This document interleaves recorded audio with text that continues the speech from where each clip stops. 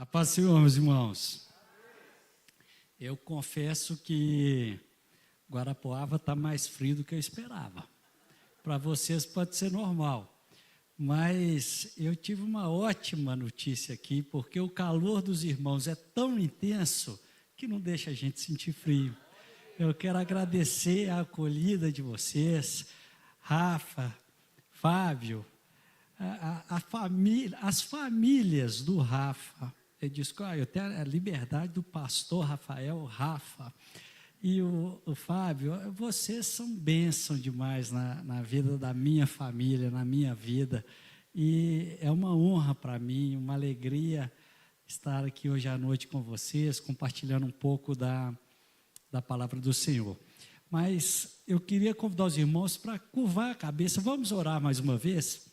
Senhor eterno Deus, eu quero te agradecer, meu Pai, por essa igreja abençoada, por esse lugar maravilhoso, por esses irmãos calorosos que estão aqui me recebendo essa noite. Eu clamo ao Senhor que o seu Santo Espírito seja derramado abundantemente sobre todos nós. Que o Senhor venha me usar aqui, meu Deus, como um instrumento do Senhor, não por aquilo que eu saiba ou por aquilo que eu sou, mas pela presença do Senhor que flui pela minha vida, para a honra e para a glória do seu próprio nome. Amém. Meus irmãos, queria convidar vocês para abrirem a palavra do Senhor no livro de Gênesis, no capítulo 6. Tem uma história ali que é muito conhecida por todos, que é a história de Noé. Nós vamos ler aqui a partir do verso 3, Gênesis 6, 3, mas nós vamos saltando algumas partes, porque a história é muito grande e eu quero focar em alguns pontos específicos. Vamos lá, Gênesis 6, 3. Então disse o Senhor: o meu espírito não agirá para sempre no homem, pois este é carnal e os seus dias serão 120 anos. Pula agora para o verso 5. Viu o Senhor que a maldade do homem se havia multiplicado na terra e que era continuamente mau todo o desígnio do seu coração. Então se arrependeu o Senhor de ter feito o homem na terra, e isso lhe pesou no coração. Disse o Senhor: farei desaparecer da face da terra o homem que criei, o homem e o animal, os répteis e as aves dos céus, porque me arrependo de os haver feito. Porém Noé achou graça diante do Senhor. Vamos agora ao verso 13, Gênesis 6, 13. Então disse Deus a Noé: resolvi dar cabo de toda a carne, porque a terra está cheia de violência dos homens. Eis que os farei perecer juntamente com a terra. Faze uma arca de tábuas de cipreste, faze uma arca de tábua de cipreste, nela farás compartimentos e a calafetarás com betume por dentro e por fora. Agora o verso 17. Porque estou para derramar águas em dilúvio sobre a terra, para consumir toda a carne em que há fôlego de vida debaixo dos céus. Tudo que há na terra perecerá. Contigo, porém, estabelecerei a minha aliança. Entrarás na arca, tu e teus filhos, e tua mulher, e as mulheres de teus filhos. Agora vamos para Gênesis capítulo 7, verso 1. Disse o Senhor a Noé: entra na arca, tu e toda a tua casa, porque reconheço que tens sido justo diante de mim no meio desta geração. Agora 7, verso 5. E tudo fez Noé segundo o Senhor lhe ordenara. Agora o verso de número 11. No ano 600 da vida de Noé, aos 17 dias do segundo mês, nesse dia romperam-se todas as fontes do grande abismo, e as comportas dos céus se abriram, e houve copiosa chuva sobre a terra durante 40 dias e 40 noites. Nesse mesmo dia entraram na arca Noé, seus filhos, Sem, Cã e Jafé, sua mulher e as mulheres de seus filhos, eles e todos os animais segundo as suas espécies, todo gado segundo as suas espécies, todos os répteis que rastejam sobre a terra segundo as suas espécies, todas as aves segundo as suas espécies, todos os pássaros e tudo o que tem asa. De toda a carne em que há fôlego de vida, entraram de 2 em 2 para Noé na arca. Eram macho e fêmea os que entraram de toda a carne, como Deus lhe havia ordenado. E o Senhor fechou a porta após eles. Amém. Meus irmãos, no tempo de Noé, a gente vê pela palavra aqui que a sociedade estava completamente corrompida. Violência para todo lado, prostituição para todo lado, todo tipo de depravação acontecendo ali, uma imoralidade desenfreada, e o coração do homem havia se desviado completamente de Deus. E tinha um cara ali, chamado Noé, que morava num lugar que era um deserto, que não tinha água por perto, que nunca tinha ouvido falar em o que era um dilúvio. Noé não tinha noção do que fosse um dilúvio, e esse cara resolveu acreditar na palavra de Deus e investiu o tempo dele e o esforço dele e os recursos dele para construir uma arca, para fazer um barco no meio de um deserto em que a chance de chover era nenhuma. Nenhuma. Mas ele resolveu ouvir a palavra de Deus e foi lá construir a arca. E ele foi obediente, mas para ser obediente, todo mundo que estava em volta dele, aquela sociedade toda daquele tempo, olhava para Noé e falava o que a respeito dele? Pirou. Esse cara é maluco. O que esse cara está fazendo? Um barco, e não é um barquinho. Pelo tamanho daquela arca, você pode considerar que ela tinha 10 vezes o tamanho deste vão, andares, 4 andares, e era um negócio gigantesco, no meio do nada, onde não havia água nem chuva. Para que um barco num lugar daquele? Ficou doido Noé, está maluco. E Noé, a obra que ele teve que fazer, Deus falou, constrói a arca. A obra dele, construir aquela arca, era uma obra colossal. Você imagina a quantidade de madeira que Noé precisou para fazer essa obra. Imagina ter que cortar essa madeira toda. Não havia serra elétrica, não havia motosserra, não tinha nada disso, não, era na mão. Ele teve que cortar aquilo tudo, fazer, preparar e construir essa arca. Alguém aqui sabe quanto tempo Noé demorou para fazer a arca? Alguém sabe? 120 anos. Noé trabalhou por 120 anos na construção dessa arca. Quando o primeiro filho de Noé nasceu, de acordo com a datação que tem na Bíblia, já havia 20 anos que Noé estava construindo a arca. O filho dele nasceu, se perguntasse para o filho de Noé, Noé, o que seu pai faz? Ah, meu pai constrói um barco lá, porque o filho dele só viu ele fazendo isso, os filhos dele.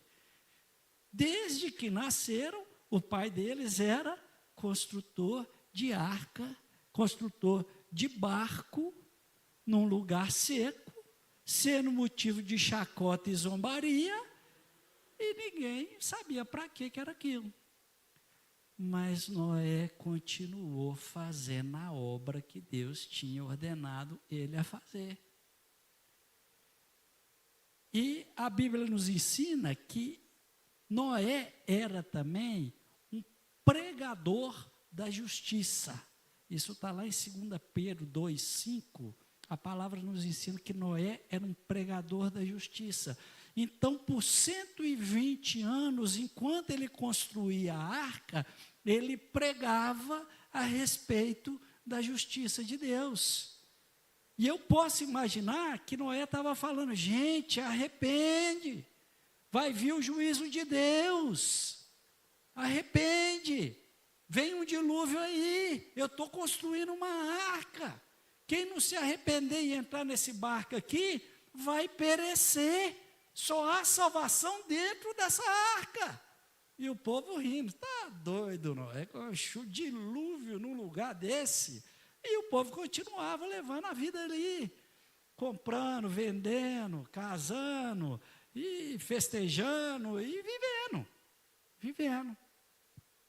E essa história nos mostra que Deus tem uma paciência enorme, porque por 120 anos ele esperou que aquele povo se arrependesse. Ele falou, eu não vou contender com o homem para sempre, eu vou dar a eles 120 anos. E esperou pacientemente. Então a gente vê que a paciência de Deus com a gente é muito grande. A longanimidade é um atributo de Deus. Ele é paciente, ele é longânimo. Mas a gente aprende com essa história aqui também o seguinte, a paciência de Deus tem limite. Tem uma hora que ela acaba. Tem uma hora que vem o dilúvio. Tem uma hora que ele fecha a porta da arca. O último versículo que a gente leu aqui é, e Deus fechou a porta da arca após eles. Então tem uma hora que a paciência de Deus esgota. Nós sabemos que a palavra de Deus é eterna, amém? Você sabe disso? Que a palavra de Deus é eterna. Isso quer dizer que tudo o que está na sua Bíblia, ele era no passado, é hoje e será amanhã. Então, qualquer coisa que você lê na Bíblia, ela tem ali um sentido histórico, ou seja, registra um fato acontecido no passado, tem um sentido presente, que é aquilo serve para algo hoje, tem uma aplicação para hoje, e tem também um sentido futuro, profético, demonstra algo que há de acontecer. Nessa palavra, o sentido passado, a gente acabou de ler, a história de um sujeito doido que resolveu construir uma arca no meio do deserto, passado. O sentido futuro disso, o sentido profético dessa história que a gente acabou de ler, o próprio Senhor Jesus nos indicou. Lá em Mateus 24, a partir do verso 37, diz o seguinte, palavras do Senhor Jesus, e foi como nos dias de Noé, e assim como foi nos dias de Noé, assim será também a vinda do Filho do Homem. Porquanto assim como nos dias anteriores ao dilúvio, comiam, bebiam, casavam e davam-se em casamento, até o dia em que Noé entrou na arca, e não perceberam, até que veio o dilúvio e os levou a todos. Assim será também a vinda do Filho do Homem. Então, o sentido profético disso que a gente acabou de ver, o sentido futuro dessa palavra, o Senhor Jesus nos mostrou. Que é o dilúvio, os dias do dilúvio e o dilúvio apontam ou indicam como serão os dias que precedem a vinda do Senhor Jesus.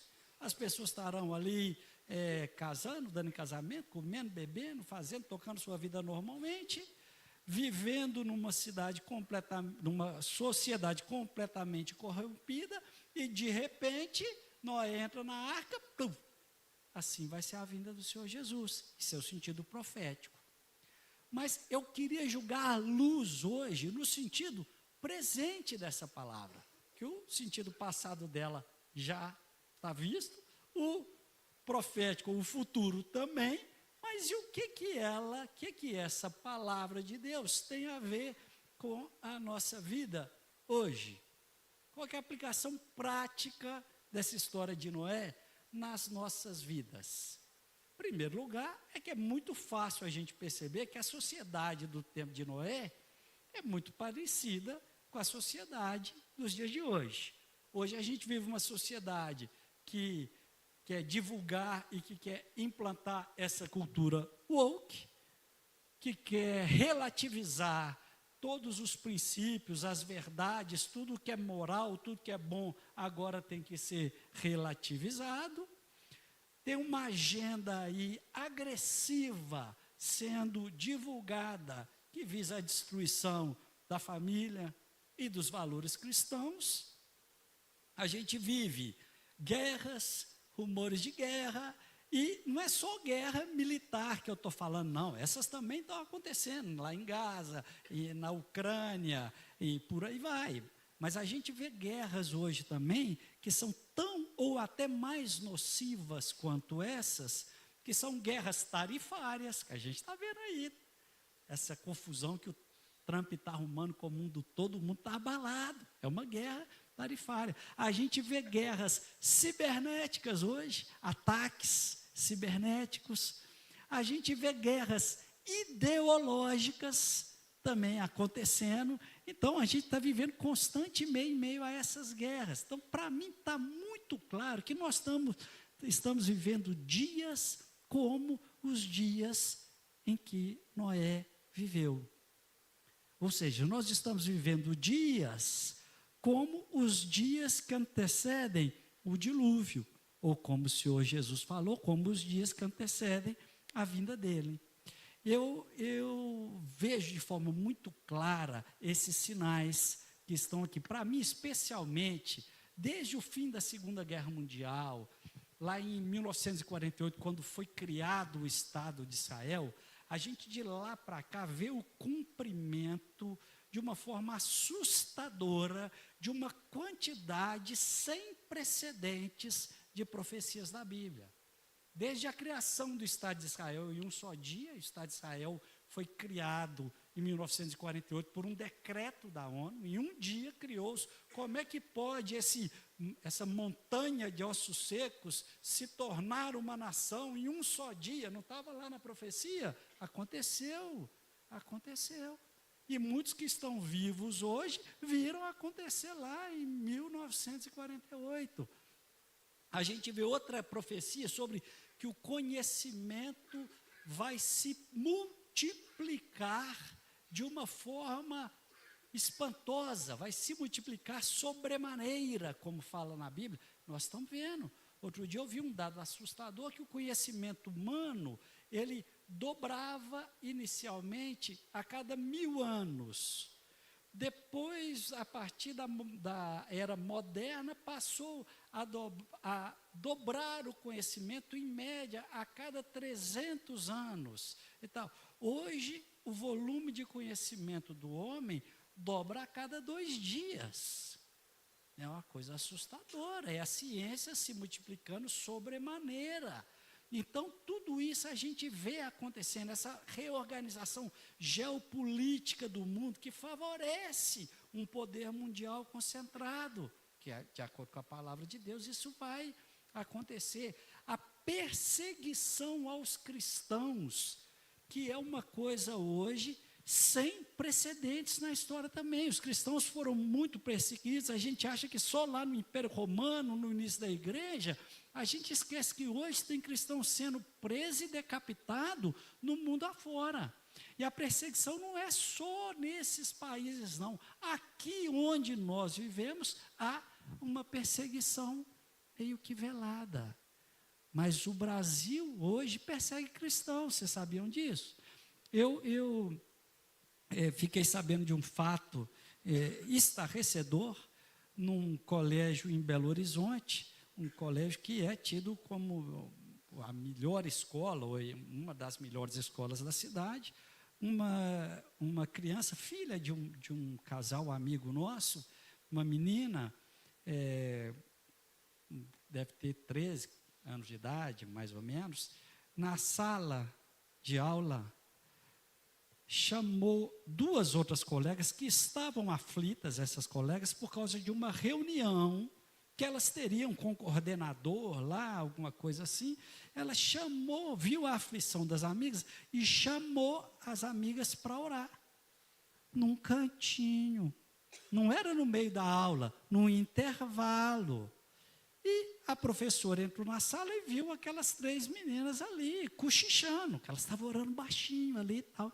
A professora, o que é isso? O que você está fazendo? Não, a gente estava orando. Você estava orando? É. Aqui? É. Vão para a diretoria. E foram repreender as meninas porque elas estavam orando. Não é porque estava fazendo bagunça, não. Não é porque estava acessando um site impróprio no celular, não. É porque estavam orando. Então, é perseguição aos cristãos. A gente vê isso de forma muito clara. Quem quer ver. Noé viu de forma muito clara que o juízo de Deus viria. E nós estamos vivendo num mundo parecido com isso. Outro dia, todos vocês aí devem ter acompanhado. Há poucos meses teve um apagão lá na Europa, na Península Ibérica. Portugal, Espanha e até uma parte da França ficaram completamente sem luz. Naquele dia, eu tive uma reunião. E era uma assembleia de sócios do escritório. E aí, tem um sócio nosso que cuida do escritório de Portugal. Tem um que estava na reunião, uma videoconferência. E o nosso diretor financeiro na Espanha. E aí, poucos minutos antes da reunião começar, me liga o Denis, que é o diretor financeiro, falou: Gustavo, cara, acabou a luz aqui na minha casa e eu estou com um problema, porque eu tinha que sair para buscar minha filha na escola, mas meu carro ficou preso, porque não abre o portão da garagem, então eu vou ter que sair aqui a pé, ou tomar um táxi, alguma coisa, para correr lá no colégio e pegar ele, então eu vou atrasar. Me faz um favor, coloca o meu assunto aí, no final da pauta da reunião, e aí, quando eu chegar, eu conecto. Eu falei, ótimo. Começamos a reunião, e o Fernando, que é esse que estava em Lisboa, não entrou. E eu tentando ligar para ele, daí a pouco ele atende o telefone e fala: Gustavo, olha só, eu estou indo para a Quinta, ele tem um sítio perto ali de Lisboa. Ele falou: eu estou indo para a Quinta porque acabou a luz na minha casa e eu vou para lá porque lá eu conecto e aí eu faço de lá, mas então me dá aí, eu estou indo a uns 15 minutos de lá. Eu falei, beleza, tudo bem. E aí eu brinquei com ele, falei, pô, acabei de falar com o Denis, que me falou que lá na Espanha acabou a luz na casa dele. Estou achando que isso aí é um apagão na Península Ibérica. Brinquei com ele, porque nem eles sabiam que àquela altura era de fato aquilo. Tá? Conclusão, passou a reunião e tal, e os dois não entraram na reunião. E não atendiam mais o celular e sumiram. Bom, fizemos a reunião sem os dois e tudo bem. No fim do dia, me liga o Fernando, lá de Portugal. Falou, Gustavo, você não vai acreditar o que eu passei.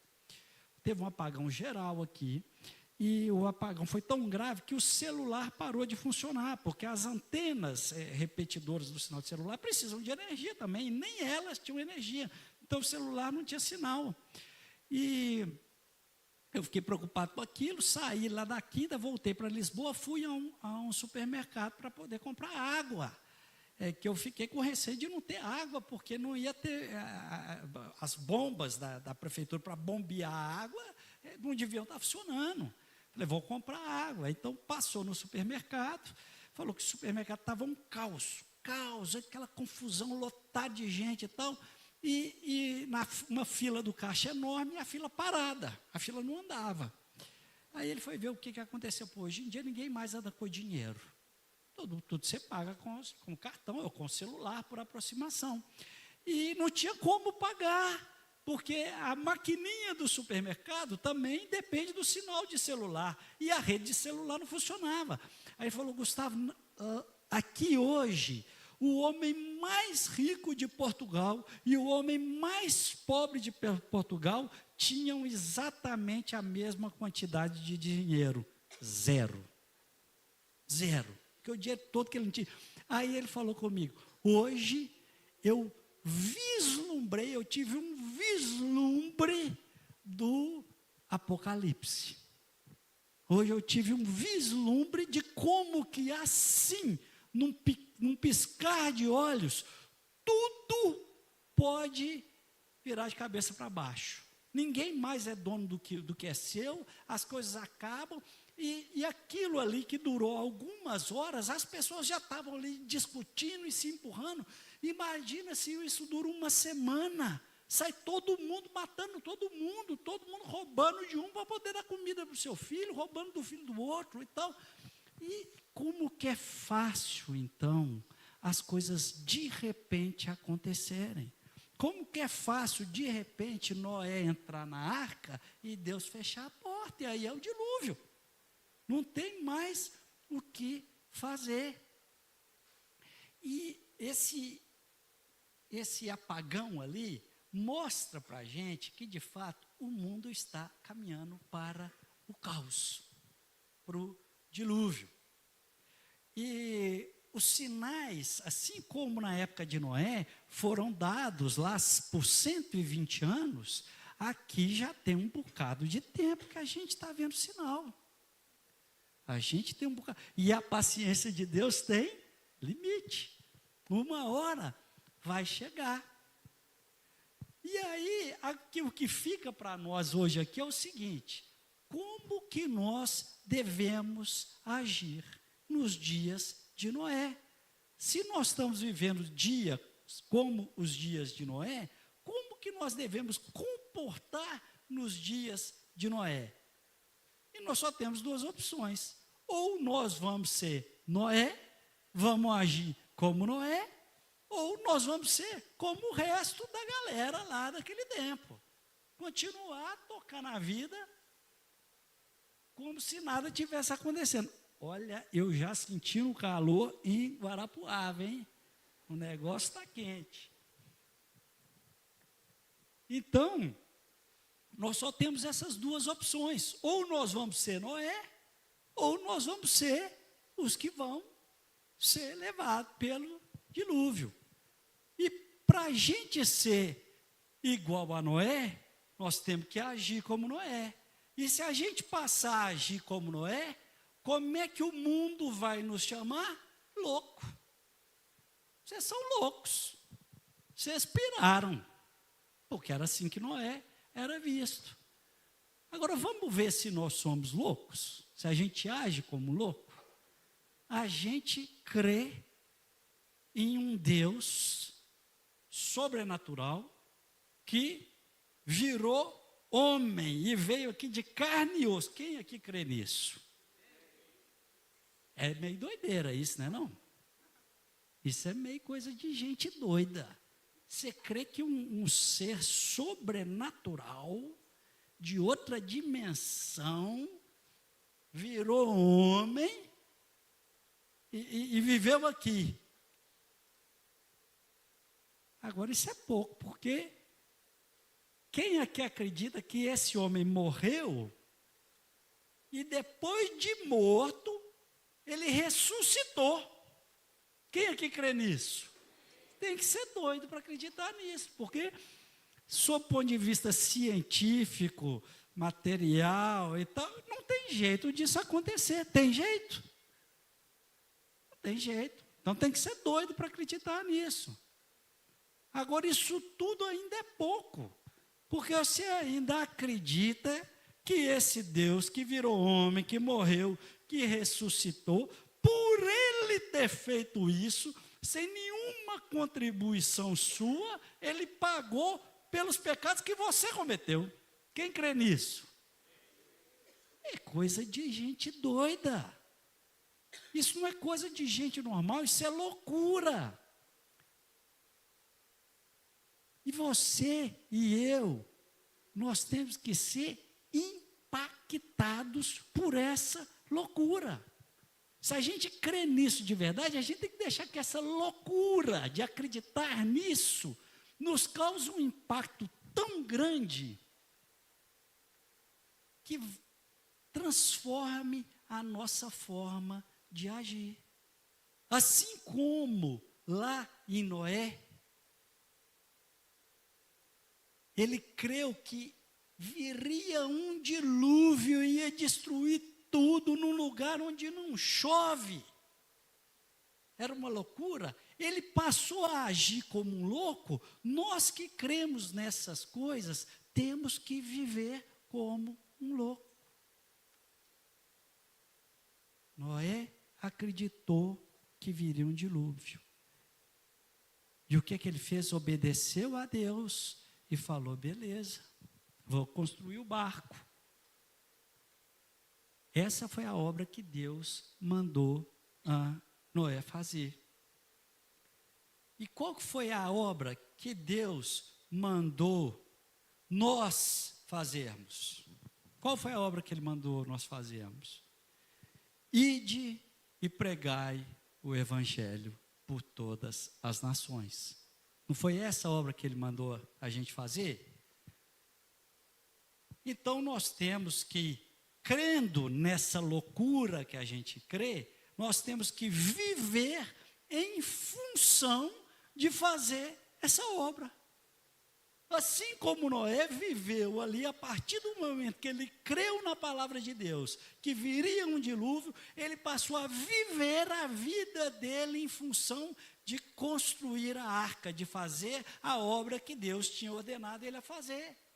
E nós temos que viver, então, em função de fazer a obra que Deus nos mandou fazer. Ide e pregai o evangelho.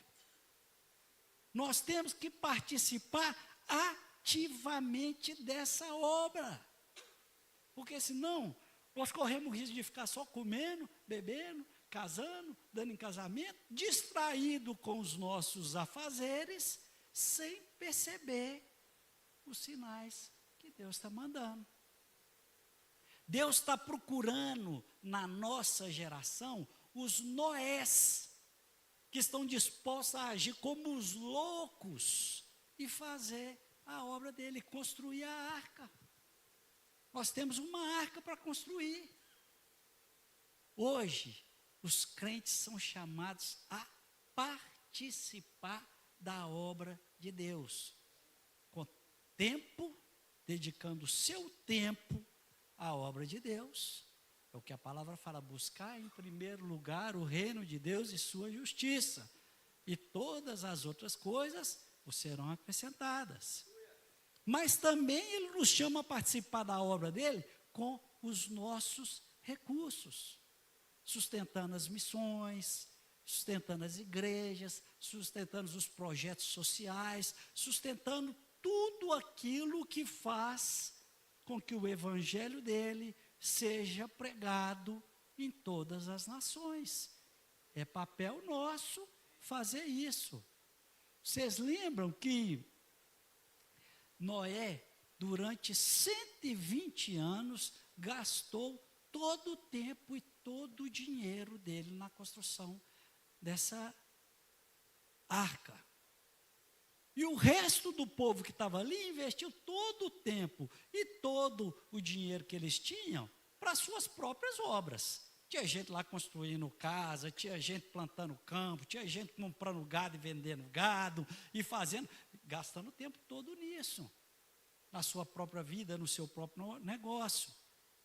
Talvez tivesse ali, no meio daquele povo, um monte de gente que acreditava no mesmo Deus que Noé acreditava. Tinha gente ali que acreditava, tinha gente ali que devia vir no culto excelência lá da época de Noé, e ficava ali, assistia aquela palavra, que coisa bacana, ia embora para casa, ia embora cuidar da vida, vamos embora ganhar dinheiro e fazer acontecer e tal. Tinha, mas que não estava participando da obra de Deus.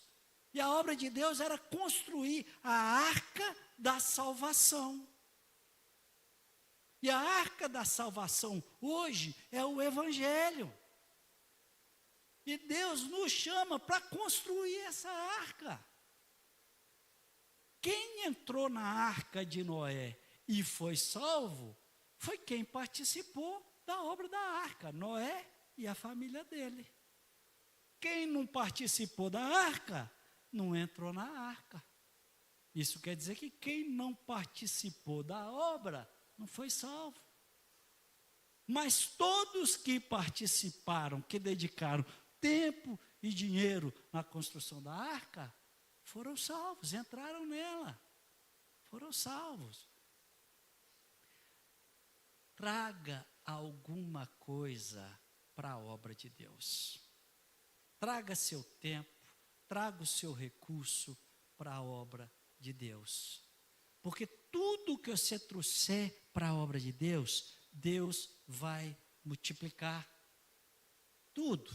Mas se você não multiplicar, se você não trouxer nada para a obra de Deus, Deus não tem nada para multiplicar.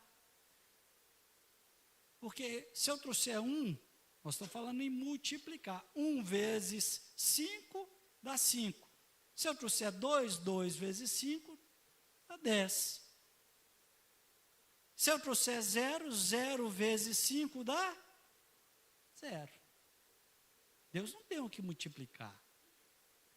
E nós não podemos ser os crentes hipócritas que cantam aqui, porque dele, por ele. Vocês cantam esse louvor aqui? Para ele são, né? Para ele são todas as coisas, mas meu tempo e meu dinheiro é para mim. As outras coisas todas são dele, por ele, para ele. Não. Se você canta, então você para de cantar isso. A gente canta assim, eu me rendo a ti, te dou o meu ser, entrego tudo a ti, tua bondade me... Não é? Entrego tudo a ti, mas meu tempo e meu dinheiro, não. Então, eu deixo os outros entregando. Então, para de cantar essas coisas. Toma a decisão, meu irmão, de ser como Noé, de participar com seu tempo e seus recursos para a construção da obra dele. Não seja o que está escrito lá em Isaías, que depois o Senhor Jesus advertiu, esse povo se aproxima de mim com sua boca e com seus lábios, me honra, mas o seu coração está longe de mim. Com os seus lábios me honra, mas o seu coração está longe de mim. Não adianta a gente querer honrar a Deus com cânticos. Não, você tem que ser... Deus está buscando adoradores que o adorem em espírito e em verdade. Então, as suas ações têm que refletir a sua adoração a Deus. Nós temos que participar ativamente, tempo e dinheiro na obra de Deus. E nós temos que fazer isso enquanto ainda dá tempo. Não adianta você deixar para fazer isso amanhã, não. Pode ser que amanhã Deus já fechou a porta. O tempo, a hora que nós temos para participar da obra de Deus é hoje. E ainda tem muita coisa para ser feita na obra de Deus. Meu irmão, o Rafa contou aqui que nós tivemos lá em Uganda em novembro passado. É inacreditável o tamanho da necessidade daquele povo. Inacreditável. A gente, algumas vezes, vai aqui no sertão, no Brasil, e lá tem muitas obras missionárias, tem trabalhos maravilhosos de irmãos nossos lá. E a gente acha que aquilo ali é uma pobreza, uma miséria. E é mesmo. Mas quando você vai lá em Uganda, você fala, pô, a miséria ali ficou rica agora. Tamanha é a escassez que aquele povo enfrenta. E quem que vai sustentar isso? Com qual recurso isso vai ser feito? Porque você chega lá para falar de Jesus, o cara te pergunta, mas o que eu vou comer hoje? Se ele não tiver comida, ele não quer ouvir falar de Jesus também não, ele vai morrer ali, eu estou com fome, meu amigo. Jesus, não, eu quero arroz, você tem arroz? Arroz eu quero, eu estou pronto para receber o arroz. Então, o tamanho da necessidade para você levar o evangelho nos 4 cantos da terra é gigantesco, é muito recurso que precisa. A obra de Deus nossa, em síntese, é pregar o evangelho da salvação e socorrer os necessitados. Dá para fazer isso sem dinheiro? Dá, meu irmão? Não dá. Não dá para fazer isso sem dinheiro. E eu vou te falar o seguinte, imagina se a igreja pudesse dispor de todos os recursos necessários para que o evangelho fosse pregado nos 4 cantos do planeta e para que nós pudéssemos assistir, sustentar todos os necessitados. Imagina que a igreja tivesse dinheiro para isso. Ia ser maravilhoso, não ia? Você ia ficar feliz com isso? Se o corpo de Cristo conseguisse ter recursos suficientes para a gente fazer essa obra maravilhosa. Mas parece impossível, não parece? Parece impossível. É muito recurso. Mas eu tenho uma boa notícia para vocês. Sabe qual que é? Que Deus vai usar os nossos recursos para fazer isso. Essa notícia é boa ou é ruim? Ele vai usar disso. Agora eu tenho uma notícia melhor do que essa. Que Ele mesmo é quem vai nos dar os recursos para que a gente possa usar para fazer a obra dele. Amém? Eu quero dar um testemunho para vocês. O que Deus quer de nós é só um coração disposto. Há muitos anos, não estou nem bem certo quando talvez a Marina me ajude, mas eu acho que os meninos nem tinham nascido nessa época. A gente estava no culto lá na nossa igreja e eles imprimiam naquela época um folhetinho, um folheto, e a gente pegava aquele folheto. Eram 4 páginas só, né? Ali tinha uns avisos, tinha um pequeno devocional e tal. E naquele domingo, na última página, tinha um desenho feito à mão, assim, de uma casinha. E estava contando a história de um projeto social que é ligado à nossa igreja, chama Secore, que é um projeto de um pastor numa favela importante, ali grande, em Belo Horizonte, que ele tirava os meninos, até hoje tem, e tem hoje espalhado em vários lugares. Ele tira os meninos que eram fogueteiros do tráfico, aviãozinho do tráfico e tal, e tirava os meninos disso e ensinava os meninos a correr. Então chama Secore, que é corredores do reino. E eles tinham uma casa alugada no meio da favela. E o dono dessa casa resolveu vender a casa. E então pediram para eles desocupar a casa, porque ele ia vender a casa. E a opção que se tinha então, que era comprar a casa. Era uma casa no meio da favela. Era uma casa boa, assim, para os padrões da favela ali. Era uma casa até muito boa. Mas eles não tinham R$1 sequer para comprar aquela casa. Eu olhei, quando eu li aquilo naquele boletim falando que tinha que comprar aquela casa e tal, e aquela casa, à época, custava R$400 mil, era o valor da casa. E eu falei assim, eu queria comprar essa casa e dar essa casa lá para o Secore.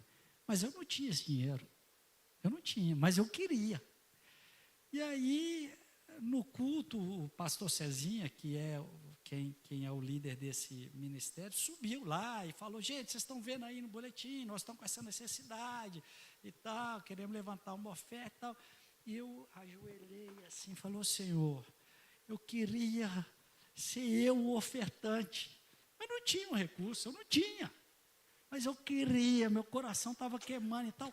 E aí, enquanto eu orava, o Senhor me lembrou o seguinte, eu tinha um terreno que eu tinha herdado do meu pai. E o Senhor me lembrou o seguinte, você tem aquele terreno.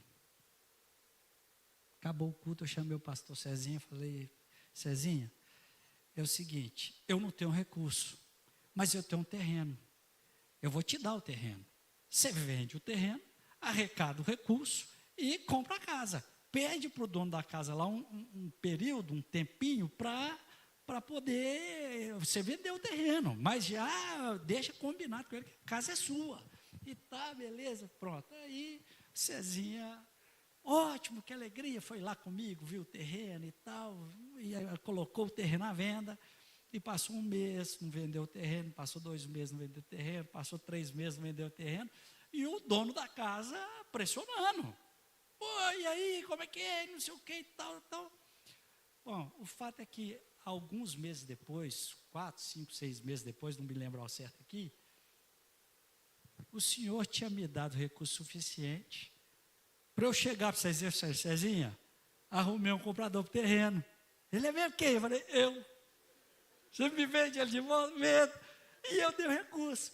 Então, olha só, o que precisou eu fazer para poder fazer a obra de Deus? Só me dispor.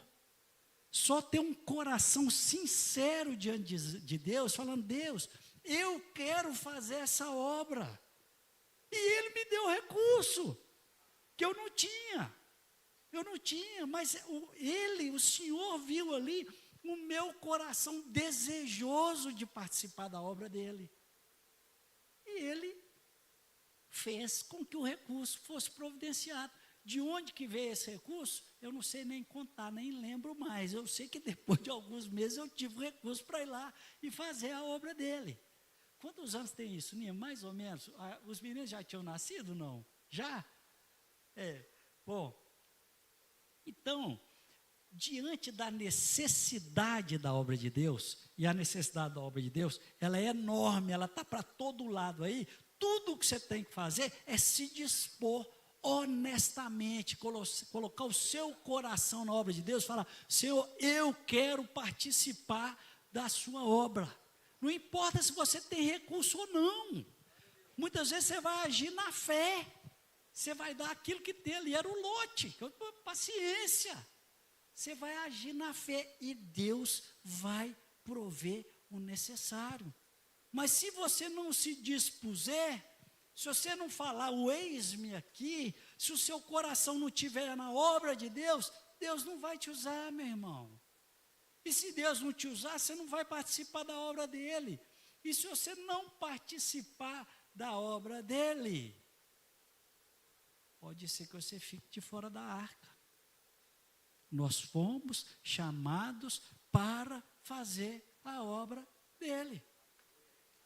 Os recursos que ele nos confiou são para isso.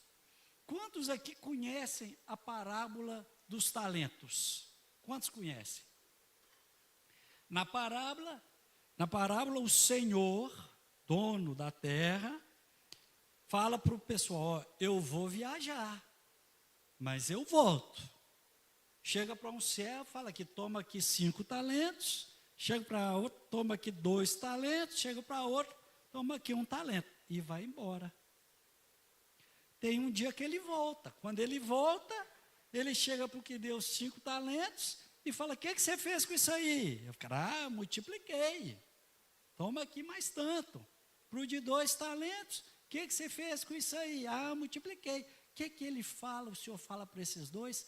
Servo bom e fiel. Não é? Foste fiel no pouco, vou te colocar sobre o muito. Mas tem o cara que recebeu 1 talento, e o que ele fez com esse talento? Guardou, enterrou, botou lá escondidinho. Quando voltou o senhor, o que você fez com o talento que eu te dei? Está aqui, ó, guardei, está aqui ele do jeitinho que você me deu. Mesma coisa. O que o senhor falou com ele? Servo mau e negligente.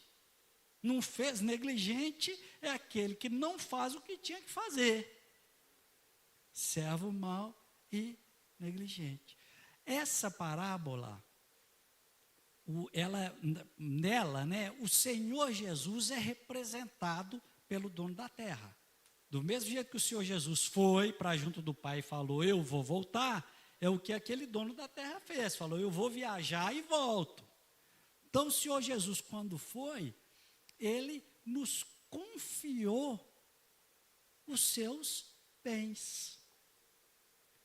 Então, ela mostra aqui, do mesmo jeito que aquele senhor pegou o que ele tinha e deu um tanto para um tanto para outro, um tanto para outro, tudo que nós temos, o Senhor nos deu. Mas de quem que é? É dele. Nós estamos aqui para administrar aquilo que ele nos deu. E um dia ele vai voltar e vai virar para cada um de nós e vai falar: e aí, o que você fez com os meus bens que eu te dei para administrar? Porque é dele. Porque dele, por ele, para ele. Não é assim? Porque dele, por ele, para ele são todas as coisas. Então, dele são todas as coisas. Então, a casa que você mora é dele. Dele. O dinheiro que você tem é dele. Mas não é só que é dele, não. É por ele e é para ele. É dele, por ele, para ele. Outra coisa que a gente vê nessa parábola é que Deus dá a cada um de acordo com a sua capacidade. Ele não deu 1 para cada um e não deu 5 para cada um. Ele para um deu mais, para outro deu um pouco menos, para outro deu menos ainda. Porque ele dá para cada um de acordo com a capacidade que cada um tem de administrar os recursos. Então é por isso que uns têm mais, outros têm menos. Deus confia a cada um de nós conforme a nossa própria capacidade. Mas a lição mais importante dessa parábola, ela diz respeito à forma como cada um dos servos lida com os recursos que Deus deixou para ele. Quero contar uma coisa para vocês aqui. A parábola fala que ele deixou 5 talentos para um, 2 para outro e 1 para outro, não é isso? 1 talento, na época lá de Jesus, equivalia a 6.000 denários. 1 denário, por sua vez, equivalia a 1 dia de trabalho de um trabalhador comum. Um denário era uma diária. A tradução melhor para isso seria a diária do trabalhador. Tá? Então, 1 talento eram 6.000 denários, ou seja, equivaleria a 6.000 dias de trabalho de um trabalhador. Quase, se pensar em dias úteis, quase 30 anos de trabalho de um trabalhador. Então, mesmo aquele que recebeu pouco, não recebeu tão pouco assim não. Eu tive o cuidado de tentar fazer a conversão disso em dias de trabalho, quanto que valeria isso? E se a gente pensar hoje, num país desenvolvido como nos Estados Unidos, isso equivaleria, 1 denário, um talento equivaleria a aproximadamente 2 milhões de reais. Num país como o Brasil, equivaleria a aproximadamente 700 mil reais. Então, o cara que recebeu só 1 talento, ele recebeu mais ou menos, se ele tivesse aqui no Brasil, 700 mil.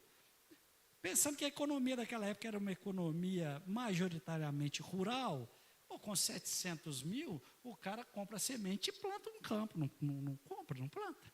Ou ele compra um bocado de boi, não compra não, e dá para tirar leite, ou dá para fazer reproduzir e nascer bezerro, e vender bezerro, dá para 700 mil, dá para você começar um negocinho, não dá não? Eu acho que dá. Já dá para você ganhar um dinheirinho com aquilo, se você quiser trabalhar. Mas o que o camarada fez? Guardou na gaveta, pior, enterrou o talento que Deus tinha dado para ele. Agora, o mais interessante disso tudo é que os recursos foram dados pelo Senhor para que os servos dele administrassem, visando multiplicar aquele recurso, visando multiplicar a riqueza de quem? Do Senhor. Deus deu recurso para os servos, para eles multiplicarem a própria riqueza? Não, para multiplicar a riqueza do Senhor. Foi para isso. E nós representamos os servos aí dessa parábola. E eu não estou aqui querendo dizer que você não pode usufruir daquilo que Deus te deu.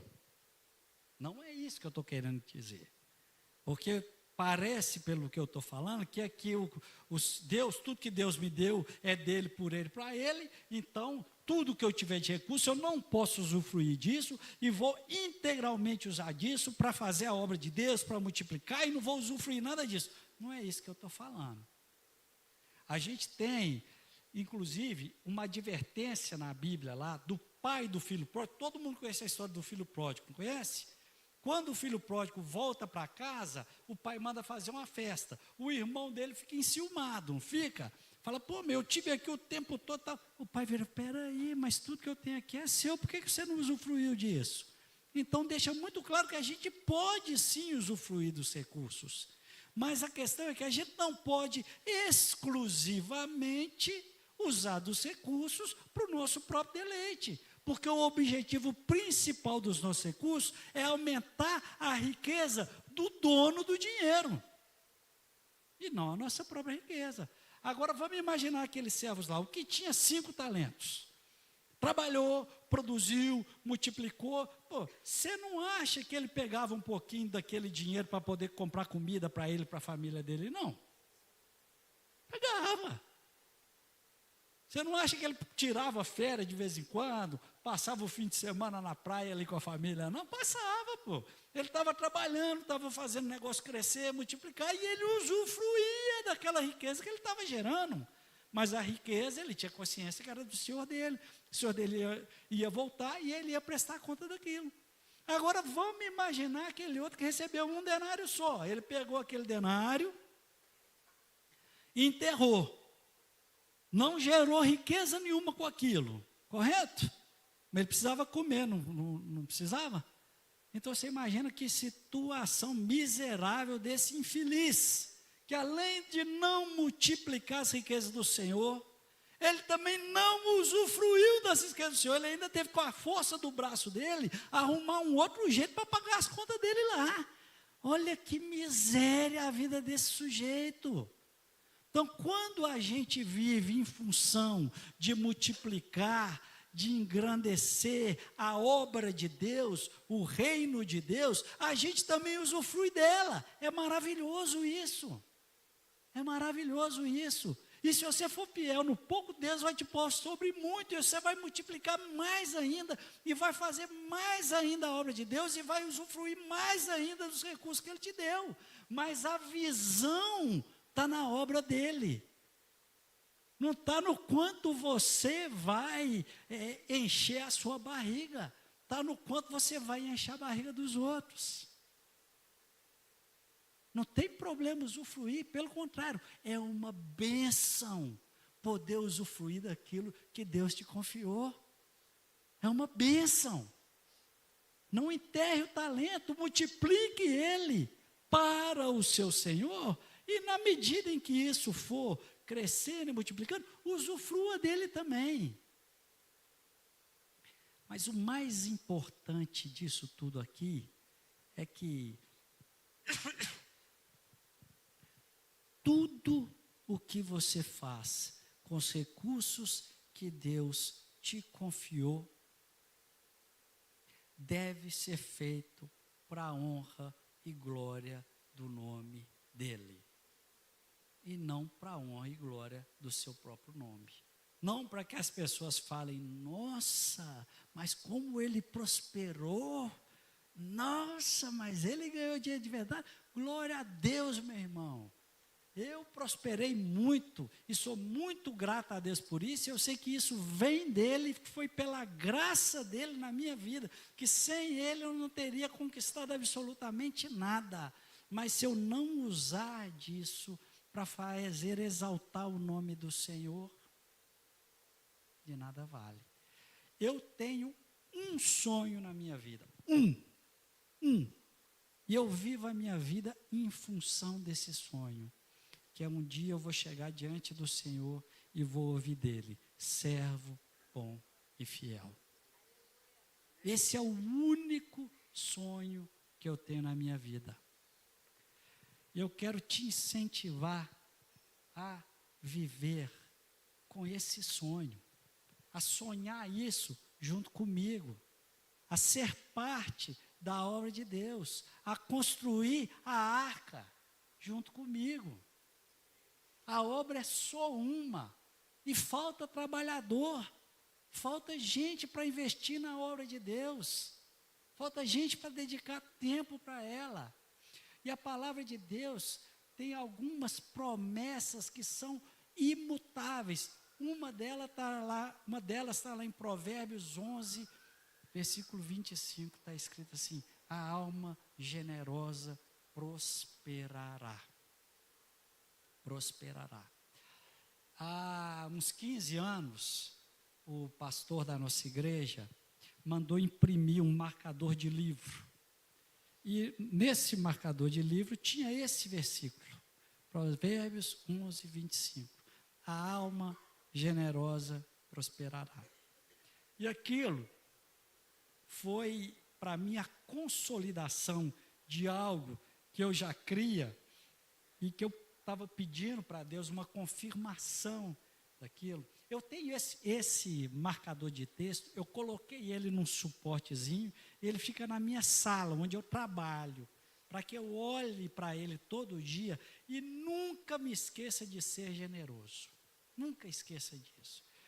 E aquilo, eu estava num período de oração, porque no início dos anos 2000, eu e a Marina, nós nos convertemos no final de 99. E nós casamos em março de 2001. Então, no início dos anos 2000, a gente já estava noivos ali, e num aperto danado, vocês não têm noção, tudo era contado, cada centavo ali era contado, e ia casar. Para casar tem que comprar geladeira, fogão, colchão, cama, e aquela coisa muito apertada. Mas eu lendo a palavra de Deus, parei ali em Malaquias, e 3:10, está escrito assim: trazei todos os dízimos à casa do tesouro, e fazei prova de mim, diz o Senhor, se eu não vos abrir a janela dos céus e não derramar sobre vós uma bênção da qual advém a maior abastança.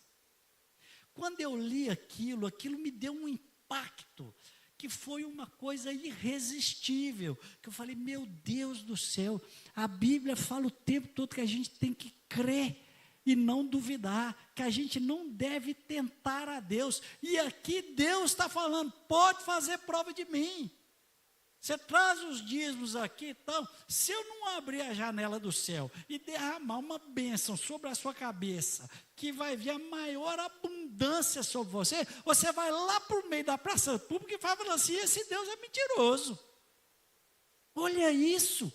Então eu li isso na Bíblia e falei, meu Deus do céu, não tem nenhum outro lugar na Bíblia que Deus fala que é para a gente colocar ele à prova. E aqui ele está falando, você não acredita não? Prova aí que você vai ver. Fazei prova de mim.